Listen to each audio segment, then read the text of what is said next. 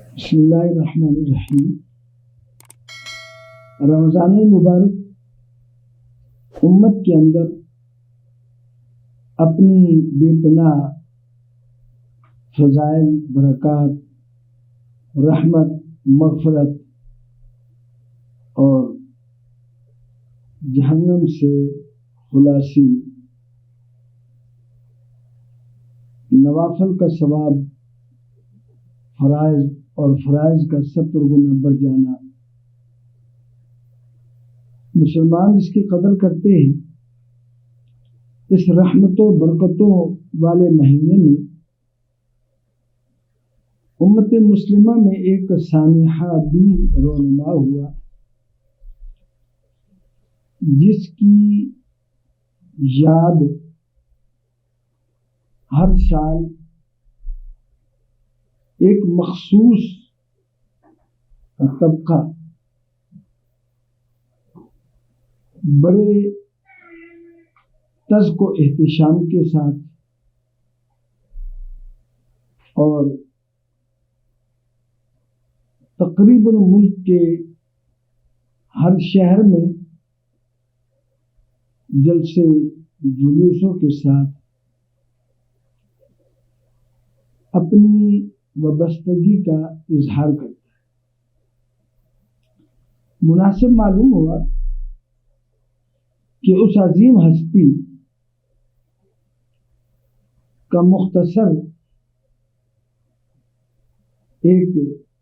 خاکہ ناظرین سامعین کے گوش گزار کر دوں۔ سیدنا علی رضی اللہ تعالی عنہ رسول کریم صلی اللہ علیہ وسلم کے چچا زاد بھائی ہیں۔ عربی کے اندر تایا اور چچا میں کوئی فرق نہیں ہوتا، وہ تایا کو بھی چچا ہی بولتے، چچا کو بھی چچا ہی بولتے، والد سے بڑا ہو تو تب بھی چچا، والد سے چھوٹا ہو تو تب بھی چچا، وہ عام ہی سے یاد کرتے ہیں۔ رسول کریم صلی اللہ علیہ وسلم کے چچا ابو طالب، جن کا نام عبد مناف ہے، یہ ان کے صاحبزادے ہیں۔ سیدنا علی رضی اللہ تعالیٰ عنہ ابو طالب کے بیٹوں میں سے چوتھے بیٹے ہیں۔ سب سے پہلے بیٹے سیدنا ابو طالب کے طالب ہیں، دوسرے نمبر پر حضرت عقیل ہے، تیسرے نمبر پر حضرت جعفر طیار اور چوتھے نمبر پر سیدنا علی رضی اللہ تعالی عنہم اجمعین۔ سیدنا علی رضی اللہ تعالی عنہ کی دو بہنیں ہیں، ایک کا نام بعض تاریخوں میں ہند لکھا ہے، مشہور وہ ام ہانی سے ہے، اور دوسری آپ کی ہمشیرہ جمانہ کے نام سے معروف ہے۔ سیدنا علی رضی اللہ تعالیٰ عنہ کے متعلق عموماً یہ کہا جاتا ہے کہ یہ مولود کعبہ ہے، یعنی کعبہ مکرمہ کے اندر ان کی ولادت ہوئی ہے۔ پہلی چیز یہ ہے کہ یہ کوئی اسلام میں فضیلت کے باب میں یہ چیز نہ رسول کریم صلی اللہ علیہ وسلم نے فرمائی اور نہ ہی آپ کے اصحاب میں سے کسی نے بیت اللہ شریف کے اندر ولادت کو باعث فضیلت فرمایا۔ اگر یہ بیت اللہ شریف کے اندر باعث فضیلت کے باب میں گنا جائے تو پھر دنیا کی تمام مساجد میں جو ولادتیں شروع ہو جائیں، کہ جس کو ولادت کا تقاضا ہو وہ بیت اللہ شریف کے اندر چلا جائے، مسجد نبوی میں آ جائے، اور کسی مسجد بڑی چھوٹی میں آ جائے اور وہاں ولادت ہو جائے تو وہ کہا جائے کہ یہ مسجد کے اندر پیدا ہوا ہے۔ سو بیت اللہ شریف، مسجد نبوی شریف، مسجد اقصی، بیت المقدس شریف، دنیا بھر کی جتنی مساجد ہیں یہ عبادت گاہیں ہیں۔ تو عبادت گاہوں کو عبادت کے لیے استعمال کیا جاتا ہے، البتہ حادثاتی طور پر اگر کبھی کوئی ایسا معاملہ ہو بھی جائے تو وہ معاملہ اچھالنے کا نہیں ہوتا، بلکہ وہ ڈھانپنے کا ہوتا ہے کہ یہ عمل ایسی جگہ ہو گیا کہ جو اس عمل کے لیے جو وہ جگہ تھی نہیں۔ تو زمانہ جاہلیت کا دورہ تھا، اس دور میں اگر ایسی بات ہوئی کہ سیدنا علی رضی اللہ تعالیٰ عنہ کی والدہ محترمہ سیدہ فاطمہ کہیں طواف کرنے تشریف لے گئی اور وہاں ان کو یہ تقاضا اچانک پیش آ گیا، جس طرح کے حضرت خدیجۃ الکبریٰ رضی اللہ تعالیٰ عنہ کے بھتیجے حضرت حکیم بن حزام رضی اللہ تعالیٰ عنہ، ان کی ولادت بھی بیت اللہ شریف کے اندر ہی ہوئی ہے،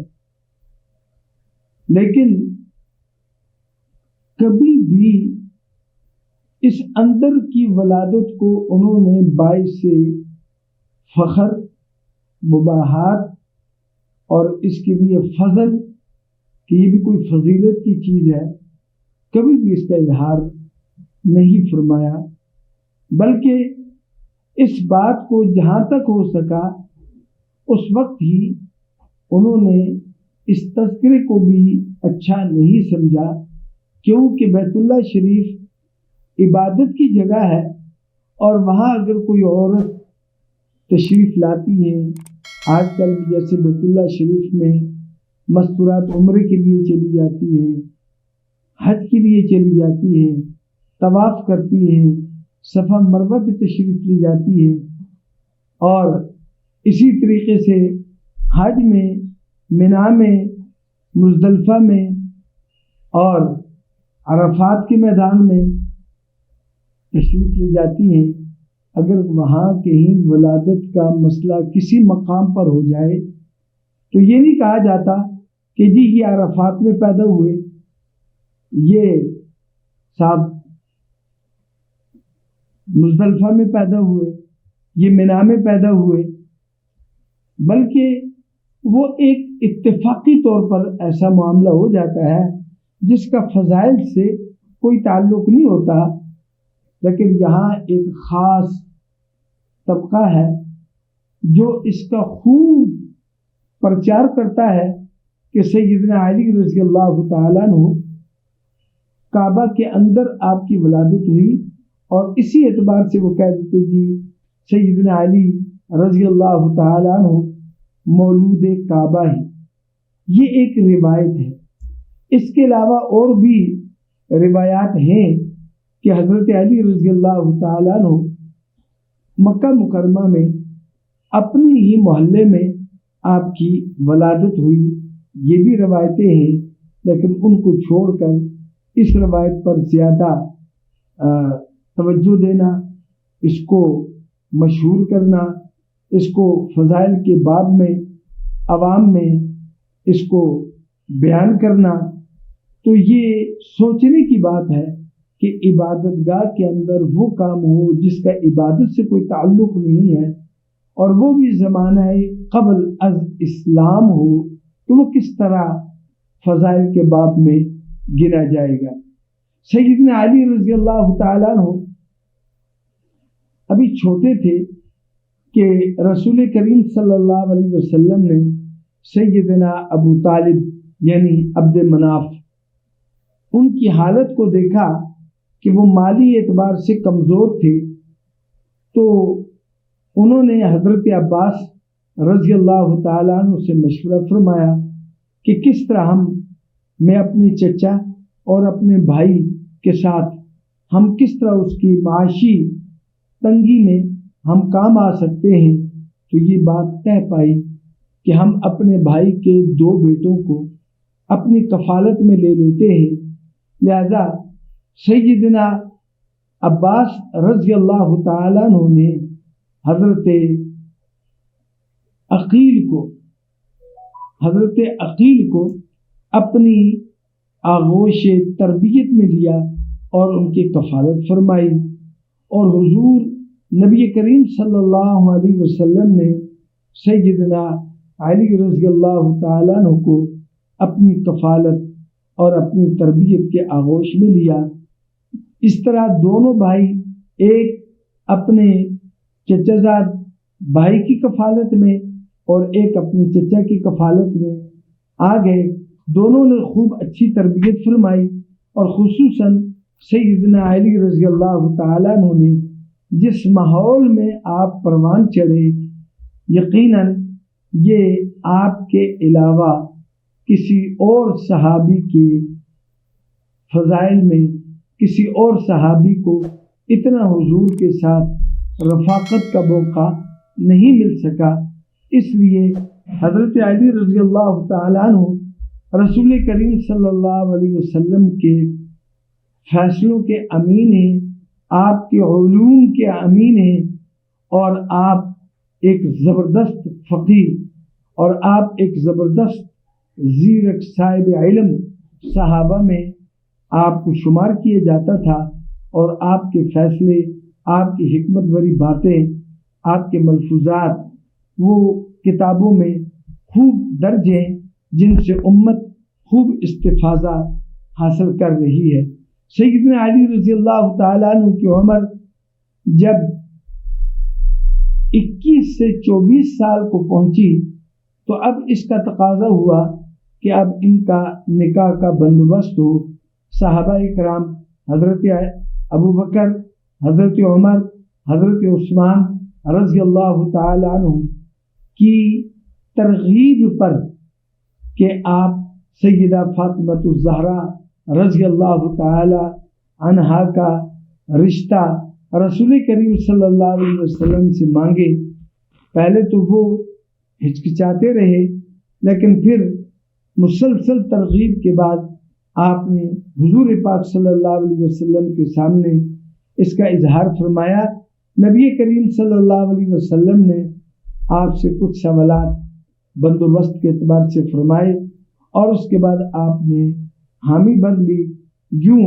رسول کریم صلی اللہ علیہ وسلم نے اپنی لخت جگر کا نکاح سیدہ فاطمہ الزہرا رضی اللہ تعالی عنہا کا سیدنا علی رضی اللہ تعالی عنہ سے کر دیا۔ جس وقت حضرت فاطمہ الزہرا کا نکاح سیدنا علی رضی اللہ تعالی عنہ سے ہو پا رہا تھا، تاریخ کی کتابوں میں حضرت سیدہ فاطمہ رضی اللہ تعالی عنہ کی عمر 15 سے لے کر 19 سال تک لکھی گئی ہے۔ زیادہ محققین 19 سال ہی پر صاد فرماتے ہیں۔ سیدنا علی رضی اللہ تعالی عنہ کہ اس نکاح کے گواہ حضرت ابو بکر، حضرت عمر، حضرت عثمان رضی اللہ تعالی عنہ ہیں۔ رسول کریم صلی اللہ علیہ وسلم نے سیدہ فاطمہ الزہرا رضی اللہ تعالی عنہ کا جو مہر رکھا، اور وہ مہر اللہ کے نبی نے 400 مثقال یہ آپ نے مہر رکھا، اور اپنی پیاری بیٹی کو رسول کریم صلی اللہ علیہ وسلم نے ایک چارپائی، ایک بڑی چادر، ایک چمڑے کا تکیہ، اور اسی طریقے سے ایک خوشبو، ایک گھاس ہے اذخر، وہ خوشبو، وہ گھاس ایک تھیلی میں ڈالا، وہ دیا خوشبو دی گویا کہ، اور اسی کے ساتھ آپ نے آٹا پیسنے کے لیے ایک چکی بھی عنایت فرمائی، اور یہ سرور کائنات صلی اللہ علیہ وسلم کی صاحبزادی کا یہ جہیز تھا۔ رسول کریم صلی اللہ علیہ وسلم نے اپنی صاحبزادی کو رخصت فرمایا۔ اب رخصت کرنے کے لیے مکان کا حصول، مکان کا کیا کیا جائے؟ نبی کریم صلی اللہ علیہ وسلم کے مشہور صحابی ہیں حارثہ بن نعمان رضی اللہ تعالی عنہ، وہ وقتاً فوقتاً اپنی پراپرٹی رسول کریم صلی اللہ علیہ وسلم کی خدمت میں پیش فرماتے رہتے تھے۔ آپ کے ذہن میں بھی یہ بات تھی کہ میں ان سے اس کا اظہار کروں کہ مجھے اپنی لخت جگر فاطمۃ الزہرا کے لیے مکان کی ضرورت ہے، لیکن مجسم حیا صلی اللہ علیہ وسلم اپنی مبارک زبان پر یہ لا نہیں سکتے تھے، تو صحابہ اکرام نے اس کو محسوس فرمایا، تو ان سے جا کر یہ بات کہی، تو حارثہ رضی اللہ تعالیٰ عنہ خود خدمت اقدس میں حاضر ہوئے، فرمایا کہ یا رسول اللہ، میرا جو مال، میرا جو مکان، میرا جو باغ، میری جو چیز آپ قبول فرمائیں گے وہ میرے لیے اس سے بہتر ہے کہ جو میرے پاس رہے، لہذا میں اپنا سب سے اچھا مکان جو میں نے بنایا ہے وہ میں سیدہ فاطمۃ الزہرا رضی اللہ تعالی عنہا کی خدمت میں وہ گفٹ کرتا ہوں، میں عطیہ کرتا ہوں، میں وہ ہدیہ عنایت کر، میں وہ ہدیہ دیتا ہوں۔ رسول کریم صلی اللہ علیہ وسلم بڑے خوش ہوئے اور وہ مکان حاصل فرما کر وہ سیدہ فاطمۃ الزہرا رضی اللہ تعالی عنہ کو عنایت فرمایا۔ آپ اس مکان میں تشریف لے گئیں تو آپ کے ولیمے میں حضرت علی رضی اللہ تعالیٰ عنہ نے اپنے اقربا اور رشتہ داروں کو انتہائی باوقار سادہ ترین دعوت ولیمہ فرمایا، جو کی روٹی اور پنیر سے آپ نے تواضع فرمائی، اور تواضع فرمانے کے بعد اس طرح سیدہ فاطمۃ الزہرا آپ کے گھر کی زینت بنی، اور اسی سے آپ کی اولاد اللہ تبارک و تعالی نے آگے بڑھائی۔ یہ ایک قسط